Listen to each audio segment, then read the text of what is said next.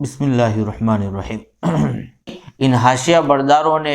وہی باتیں پہنچانا شروع کیا جو بادشاہ کی منشا کے مطابق ہو، بادشاہ کے خواہش کے مطابق ہو، اور حقیقت حال سے بادشاہ کو ہمیشہ جہالت میں رکھا، اور بادشاہ حقیقت حال سے واقف نہ ہونے پائے۔ ایسی صورتحال ان حاشیہ برداروں نے کر لی۔ ولا یخرج لک عامل، اور اسی دوران اگر ان حاشیہ برداروں میں کوئی ایک امانت دار افسر ہوتا اور وہ چاہتا کہ وہ بادشاہ سلامت تک یہ حاشیہ بردار اور یہ آپ کے مخصوص حواریین وہ بادشاہ کو دھوکے میں رکھا ہوا ہے، اور وہ چاہتا کہ بادشاہ کو حقیقت سے واقف کرے، لیکن یہ پوری ٹیم اس کوئی امانت دار افسر جو نکل جاتا اسی کو بادشاہ سلامت کی نظر میں خائن ٹھہرا دیتے۔ ولا یخرج لک عامل، اور آپ کے لیے کوئی گورنر نہ نکلتا، آپ کے لیے کوئی گورنر بغاوت نہ کرتا، مگر یہ لوگ اس کو آپ کے نزدیک خائن ٹھہرا دیتے، وَنَفَوْهُ، اور اس کو دور کر دیتے، حتیٰ تسقط منزلتہ عندک، یہاں تک کہ اس امانت دار افسر کا مرتبہ آپ کی نظروں میں گر جاتا، اور پھر ہوتا یہی کہ پھر بادشاہ سلامت ہمیشہ حقیقت حال سے واقف ہو نہ پاتا۔ فَلَمَّا انتشر ذَلِكَ عَنْكَ وَعَنْهُمْ، جب یہ بات ان کی طرف سے، تمہاری طرف سے اور ان حاشیہ برداروں کی طرف سے عوام میں پھیل گئی، اعظمہم الناس،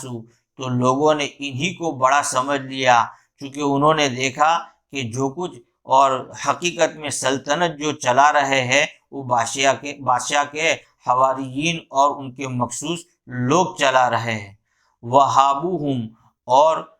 عوام انہی سے ڈرنے لگی، وَصَانَعُوهُمْ، اور انہی کے ساتھ رشوت کا معاملہ کرنے لگی۔ فَكَانَ أَوَّلُ مَنْ صَانَعَهُمْ عُمَّالَكَ بِالْهَدَايَا وَالْأَمْوَالِ لِيَقْوَوْا بِهَا عَلَى ظُلْمِ رَعِيَّتِكَ، تو سب سے پہلے جس نے ان کے ساتھ رعایا کے ساتھ رشوت کا معاملہ کیا وہ تمہارے افسر تھے، جنہوں نے ہدیوں اور مال کے ذریعے سے رشوت لی تاکہ وہ اس کے ذریعے سے تمہاری رعایا کے ظلم پر تقویت حاصل کرے۔ یعنی رشوت دینے والوں نے تمہارے افسروں کو رشوت دی تاکہ وہ لوگ اپنے ماتحتوں پر وہ ظلم کر سکے۔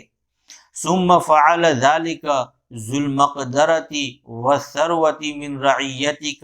پھر یہی کام تمہاری رعایا کے طاقتور اور اصحاب ثروت نے کی،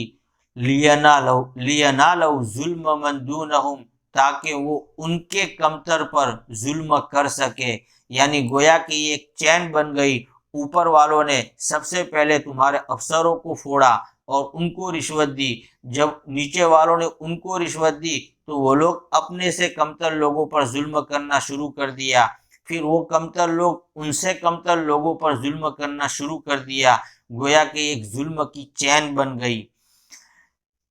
فَامْتَلَأَتْ بِلَادُ اللَّهِ بِالطَّمْعِ ظُلْمًا وَبَغْيًا وَفَسَادًا، تو اللہ کا ملک حرص، ظلم،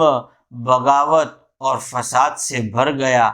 وَصَارَ هَؤُلَاءِ الْقَوْمُ شُرَكَاءَكَ فِي سُلْطَانِكَ وَأَنْتَ غَافِلٌ،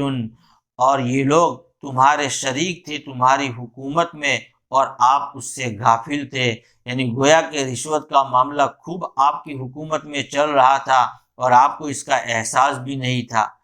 فَإِنْ جَاءَ مُتَظَلِّمٌ، تو ظاہر بات ہے کہ ظلم کا سارا وبال جو ہے وہ نچلا طبقہ تھا اس پر آ کے گر پڑا، اور نچلا طبقہ جو ہے وہ ظلم کی چکی میں پیس کر رہ گیا۔ تو اگر کوئی ظلم کی شکایت کرنے والا آتا، حیل بینک و بینہ، تو تمہارے درمیان اور اس کے درمیان آڑ ڈالی جاتی، یعنی اس کو آپ تک پہنچنے نہ دیا جاتا۔ فَإِنْ أَرَادَ رَفْعَ قِصَّتِهِ إِلَيْكَ عِنْدَ ظُهُورِكَ، پھر اگر وہ مظلوم اپنے ظلم کے قصے کو آپ کی طرف پیش کرنا چاہتا آپ کے محل سے نکلنے کے وقت وجدک، تو اس وقت بھی وہ آپ کو پاتا قد نہیت عن ذالک، کہ آپ نے اس سے بھی روک رکھا ہے، یعنی گویا کہ آپ نے یہ بھی اجازت نہیں دی تھی کہ آپ محل سے نکلے اس وقت آپ کے سامنے کوئی ظلم کی شکایت کر سکے۔ تو معلوم ہوا کہ محل کے اندر بھی آپ تک کوئی نہیں پہنچ سکتا تھا، محل کے باہر نکلا تو یہ بادشاہ کی آداب کے خلاف تھا کہ باہر کھلے میں بادشاہ کے سامنے اپنی شکایت پیش کر سکے۔ وَأَوْقَفْتَ لِلنَّاسِ رَجُلًا يَنْظُرُ فِي مَظَالِمِهِمْ، اور آپ نے لوگوں کے لیے ایک ایسے آدمی کو مقرر کر رکھا تھا جو ان کے مظالم اور ان کی ظلم کی شکایت میں غور کرے۔ فَإِنْ جَاءَ ذَلِكَ الْمُتَظَلِّمُ فَبَلَغَ بِطَانَتَكَ خَبَرُهُ، تو اگر یہ ظلم کی شکایت کرنے والا ان لوگوں کے پاس جن کو آپ نے مقرر کر رکھا تھا اس کے پاس آتا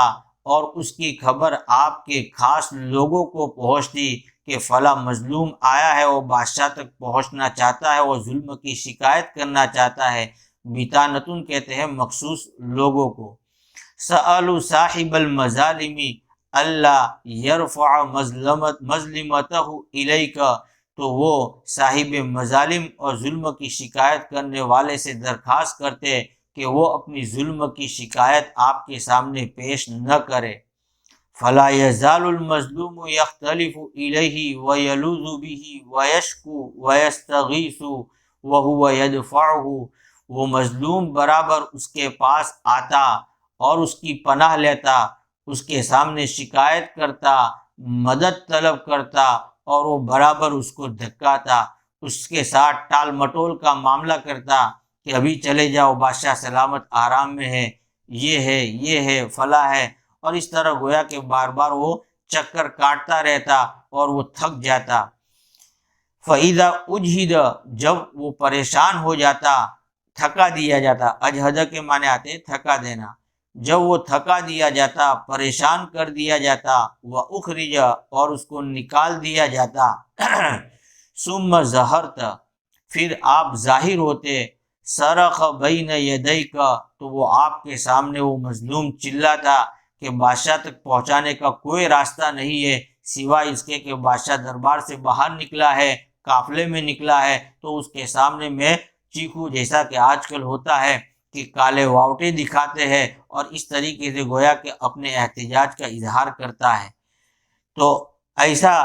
کوئی مظلوم مجبور ہو کر یہ ہمت کر لیتا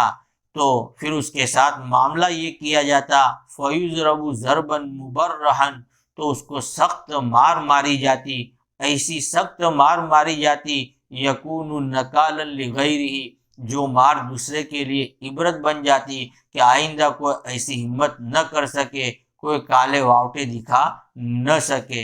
وَأَنْتَ تَنْظُرُ فَمَا تُنْكِرُ، حالانکہ آپ یہ سارا منظر آپ کے سامنے ہوتا تھا، آپ کے فوجی، آپ کے درباری اس مظلوم کو مارتے اور پیٹتے اور آپ تماشا دیکھتے رہتے اور آپ انکار نہیں کرتے تھے۔ فما بقاء الاسلامی، تو بادشاہ سلامت ایسی صورتحال میں اسلام کا بقا اور اسلام کہاں رہا، اور آپ خلیفۃ المسلمین کیسے رہے؟